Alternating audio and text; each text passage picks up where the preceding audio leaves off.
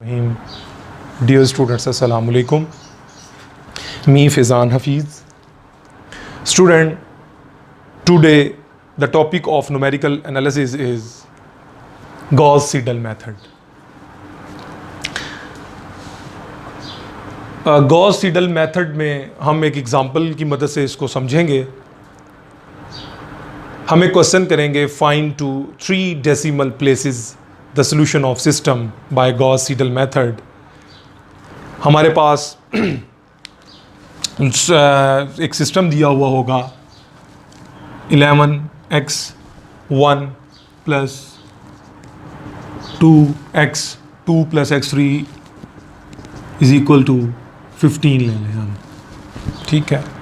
इसी तरह x1 plus 10 x2 plus 2x3 is equal to 16 ले लेते हैं हम इसमें.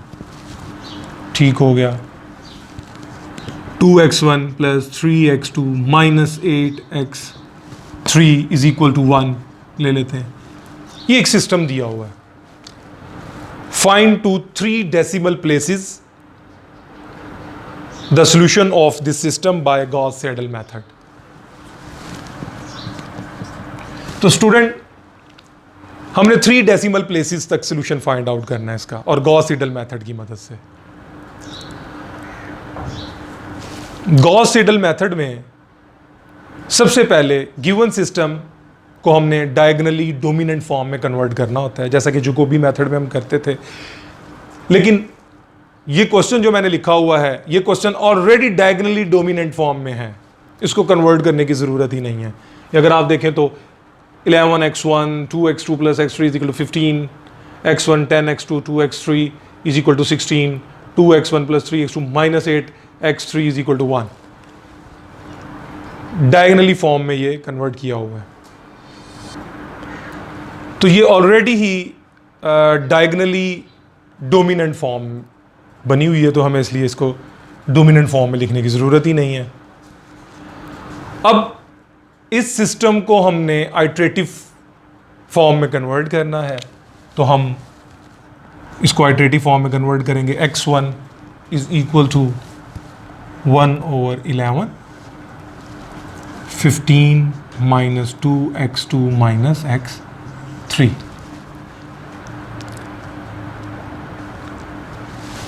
x2 फॉर्म लेंगे 1/10 16 माइनस x1 माइनस 2x3. इसी तरह यहाँ से हम x3 फॉर्म लेंगे 1/8 2. इसमें हम -1 यानी कि इसको इस साइड पे ले आएंगे ताकि हमारे पास बाकी वैल्यू पॉजिटिव रहें, प्लस 2x1 प्लस 3x2. ये हमारे पास आइट्रेटिव फॉर्म में हमने सिस्टम को लिख दिया. We set up the system as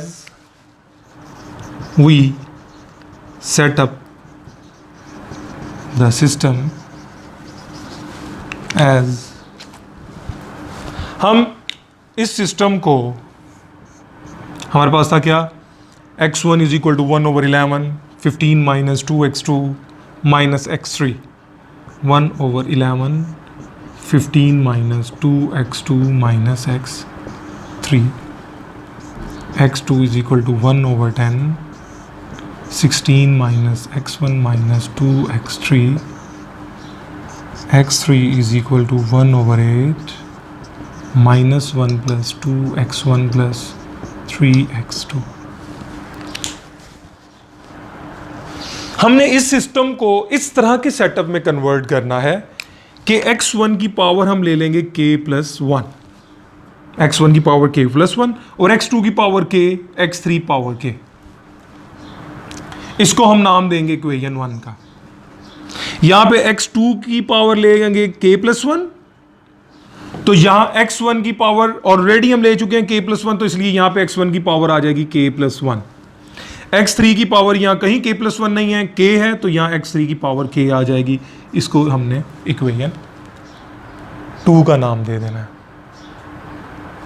x3 की पावर हम लेंगे k+1, तो यहाँ x1 की पावर ऑलरेडी k+1 ले चुके हैं और x2 की पावर भी ऑलरेडी k+1 ले चुके हैं, तो इसको हमने इक्वेशन 3 का नाम दे देना है। ये हमारे पास 3 इक्वेशंस आ गए। तो अब स्टूडेंट्स हम फर्स्ट आइट्रेशन करेंगे इस पर, जैसे जैकोबी मेथड में करते थे। सिर्फ डिफरेंस इतना है कि इसको हमने इस तरह के सेटअप में कन्वर्ट कर दिया है। यहाँ हमारे पास एक k हमने जनरेट किया है, तो यहाँ पे हम क्या करेंगे, सपोज करेंगे इनिशियल वैल्यू यहाँ पे क्या लेंगे, ये हम फर्स्ट आइट्रेशन कह रहे हैं। फर्स्ट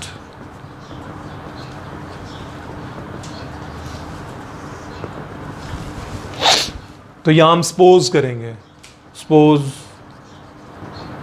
वहाँ हमने क्या किया था जैकोबी मेथड में, x y z सबको हम 0 ले लेते थे। यहाँ हम सपोज करेंगे जो हमारी इनिशियल वैल्यू होगी वो होगी x1 पावर 0, x2 पावर, ये हमने इक्वल टू 0 के भी रखेंगे, x1 power 0 is equal to 0, x2 power 0 is equal to 0 and x3 power 0 is equal to 0। तो हमारे पास यहाँ पे क्या होगा, हम यहाँ सबसे पहले लेट कर लेंगे k इज इक्वल टू 0। जब हम k को 0 रखेंगे और इनमें हमने ये वैल्यूज पुट करनी है, तो क्या आएगा, x1 की पावर 1 हो जाएगी क्योंकि k 0 हो गया, 0 + 1 हमारे पास 1 के बराबर आ जाएगा, is equal to 1/11, 15 minus 2 x2 k हमने 0 पुट कर देना है, माइनस x3 k को हमने 0 पुट कर देना है। तो यहाँ पे हमारे पास आ गया 15 माइनस 2 और x2 पावर 0 हमने 0 लेनी थी, तो ये 0 हो जाएगा और ये वाली पावर भी, इसकी वैल्यू भी 0 हो जाएगी। तो आंसर क्या आ जाएगा, 15/11, 15/11 हमारे पास आंसर आ जाएगा, यानी कि 1.364 तक भी ले सकते हैं आप। हमने 3 डेसिमल पॉइंट्स लेने थे, तो इसलिए 1.364 तक हम इसको लिख लेंगे। उसके बाद हम यहाँ पे भी पुट करेंगे k को 0, तो x2 की पावर 1/10, 16 माइनस x1 k की पावर 0 पुट करेंगे, तो यहाँ x1 की पावर 1 बनेगी, x3 k को हमने 0 पुट कर देना, तो ये 1/10, 16 माइनस x1 पावर 1 वो हमारे पास है 1.364 माइनस 2, x3 पावर 0 हमारे पास 0 है। यार इसको आप कैलकुलेट करेंगे और हमने 3 डेसिमल पॉइंट्स तक लेने थे, तो ये आ जाएगा 1.463। फिर x3 k को 0 पुट करेंगे, तो 1/8 minus 1 + 2 x1 power 1 + 3 x2 power 1, तो 1/8 माइनस 1 + 2 x पावर 1 का आंसर हमारे पास है जी 1.364, 3 x2 पावर 1 का आंसर है 1463। तो ये इसको भी आप कैलकुलेट करेंगे और 3 डेसिमल प्लेसेस तक जैसा कि हमने आंसर लेना है, तो ये हमारे पास बनेगा 0.765। ये था हमारा फर्स्ट आइट्रेशन। डियर स्टूडेंट्स, अब हम सेकंड आइट्रेशन करेंगे।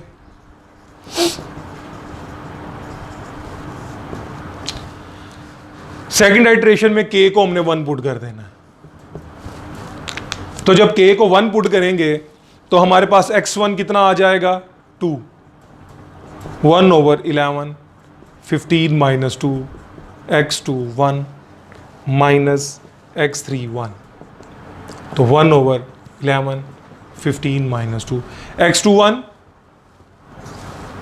1.463, x3 1 0.765। ये x1 2 को जब आप कैलकुलेट करेंगे और 3 डेसिमल तक आपने आंसर लेना है, तो ये हमारे पास आ जाएगा 1.028। इसी तरह हम x2 k को 1 पुट करेंगे, तो ये 2 हो जाएगा 1/10, 16 माइनस x1 1 पुट करेंगे तो 2 हो जाएगा, 2x3 1 is equal to 1/10, 16 minus x1 2 हमारे पास ये आंसर आया है 1.028, x3 1 तो ये हमारा आंसर आ गया 0.765। इसको भी आप कैलकुलेट कर लेंगे तो ये सेकंड आइट्रेशन की कैलकुलेशन कर रहे हैं हम, तो जब आप इसको भी कैलकुलेट करेंगे तो 3 डेसिमल तक आपका आंसर इसका भी 1.344 तक आ जाएगा।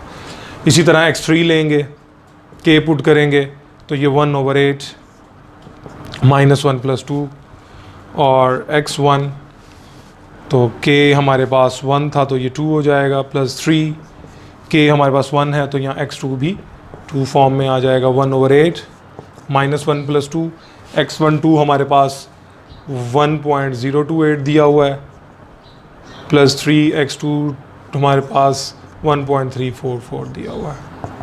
तो स्टूडेंट्स को भी आपने कैलकुलेट कर लेना है। तो ये सेकंड आइट्रेशन में जब आप x3 2 को कैलकुलेट करेंगे तो हमारे पास आंसर जो होगा इसका 0.636 हो जाएगा। ये हमारी सेकंड आइट्रेशन कंप्लीट हो गई। सेकंड आइट्रेशन के बाद हम सेम उसी तरीके से थर्ड आइट्रेशन की तरफ आएंगे।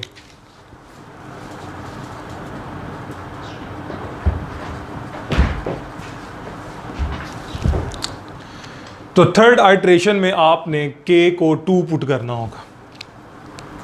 तो सेम उसी तरह जब आप k को 2 पुट करेंगे तो x1 3 में आएगा, क्योंकि k + 1 था, k 2 पुट किया तो ये हमारा 3 बनेगा। तो इसको आपने सेम उसी तरीके से कैलकुलेट कर लेना है, वैल्यू सारी आगे पास दी होंगी, ये 3 डेसिमल प्लेसेस तक लेना है तो ये 1.061 तक आ जाएगा। इसी तरह यहाँ x2 उसमें जब आप k को 2 पुट करेंगे तो ये 1.367 तक बनेगा। इसी तरह जब x3 में आप थर्ड आइट्रेशन में पुट करेंगे तो ये 0.653 बनेगा। ये आपकी थर्ड आइट्रेशन हो जाएगी। वैल्यू सेम वही उसी प्रोसीजर के मुताबिक आपने इसमें सारी वैल्यूज़ पुट करनी है। अब हम लेंगे फोर्थ आइट्रेशन। तो स्टूडेंट जब आप फोर्थ आइट्रेशन में पुट करेंगे तो यहाँ x14, क्योंकि k को आप 3 पुट कर रहे होंगे तो x14 हमने 3 डेसिमल प्लेसेस तक आंसर लेना था तो ये इसका आंसर आ जाएगा 1.056। इसी तरह आप x2 जो क्वेश्चन में मैंने आपको बताया, जब आप वहाँ पे k की जगह 3 पुट करेंगे तो x2 4 फॉर्म में आएगा तो ये हमारे पास 3 डेसिमल तक 1.364 बनेगा। और जब आप x3 वाली वैल्यूज़ में सारी वैल्यूज़ पुट करेंगे तो फोर्थ आइट्रेशन में आपका आंसर 0.650 बनेगा। ये आपकी फोर्थ आइट्रेशन होगी। अगेन हम आइट्रेट करेंगे उसको सेम प्रीवियस मेथड, तो इसकी फिफ्थ आइट्रेशन ले लेंगे। तो जो हमारे पास x15 आएगा वो 1.056 आएगा, x2 5 को जब आप कैलकुलेट करेंगे तो 1.364 आएगा, x3 को कैलकुलेट करेंगे, यहाँ k आपने सब में 4 पुट करते रहना था, वो आप पुट करेंगे तो ये आंसर 0.650 आएगा। अगर आप गौर करें तो ये फिफ्थ आइट्रेशन और ये जो फोर्थ आइट्रेशन है, ये दो आइट्रेशन आपस में क्या हो गई, सिमिलर हो गई। तो since value of x1, x2, x3 in fourth and fifth iteration are equal, तो सो हमारे पास जो इसका सोल्यूशन होगा वो x1 हो जाएगा 1.056, x2 हमारे पास होगा 1.364 और x3 हमारे पास हो जाएगा 0.650। ये हमारे पास आंसर्स आएंगे। ये हमारे पास जो मेथड था ये गॉस सेडल मेथड था, बहुत इंपॉर्टेंट मेथड है। इससे रिलेटेड मैं आपको एक न्यूमेरिकल असाइनमेंट के तौर पे दूंगा जो आपने प्रैक्टिस करनी है। आई होप सो आज का लेक्चर आपको समझ आया होगा। मैं आपको एक न्यूमेरिकल लिख देता हूँ और वो आप खुद सॉल्व करेंगे।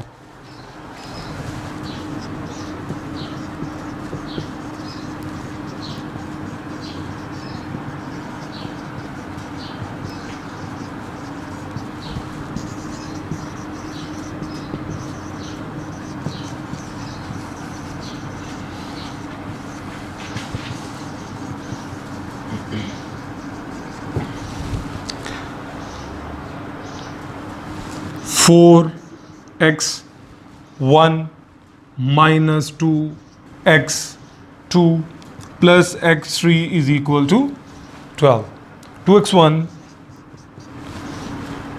plus 3x2 minus x3 is equal to 7. 2x1 minus 2x2 plus 2x3 is equal to 8. Dear students, solve the following system of equation by Gauss-Seidel method. I hope so आप इस न्यूमेरिकल को practice करेंगे तो ये इंशाल्लाह solve हो जाएगा। मुझे इजाज़त दीजिए, नेक्स्ट लेक्चर में मुलाकात होगी। अस्सलाम वालेकुम।